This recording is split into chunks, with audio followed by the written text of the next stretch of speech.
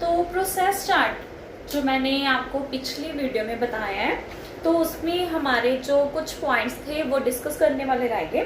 तो उसमें हम बोल सकते हैं at the first glance it is crystal clear that prime step is given.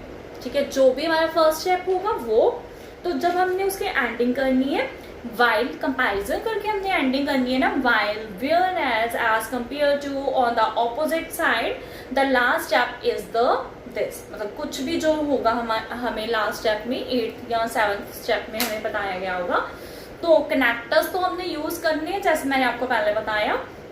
तो उसमें हम बोल सकते हैं moreover all the steps are very necessary. सारे सब हमारे जो स्टेप्स है बहुत नेसेसरी है। In case if one step is missed तो जो हमारा पूरा प्रोसेस चार्ट है वो इनकम्प्लीट हो जाएगा। ठीक है, moreover all the steps are very necessary for completion of the process. If one step is missed that final result cannot be obtained. ठीक है, तो हम फाइनल रिजल्ट ऑब्टेन्ड नहीं कर सकते। ओवरऑल में हम क्या लिखेंगे, ओवरऑल मीन्स टू कंक्लूड में क्या लिखेंगे, इट इज वेरी सिंपल या it is quite easy to follow. तो थर्ड जो हमारा लास्ट है डिस्क्राइब इमेज का टॉपिक, वो है इमेज या मैप, जो मैं ऑलरेडी बच्चे आपको बता चुकी हूँ।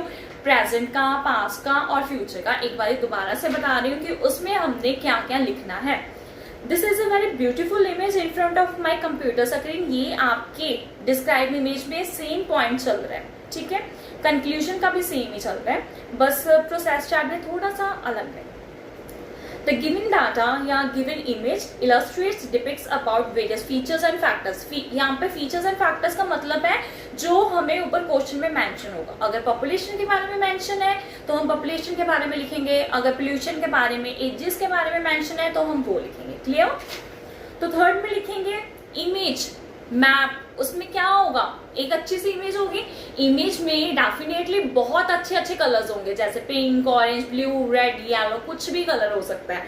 There are the various colours used in this image. ठीक है, तो हम जो कलर हमें इमेज में दिख रहे हैं हमने सिर्फ वो ही कलर बोलने हैं, ये नहीं अपनी तरफ से कुछ भी बोल दो।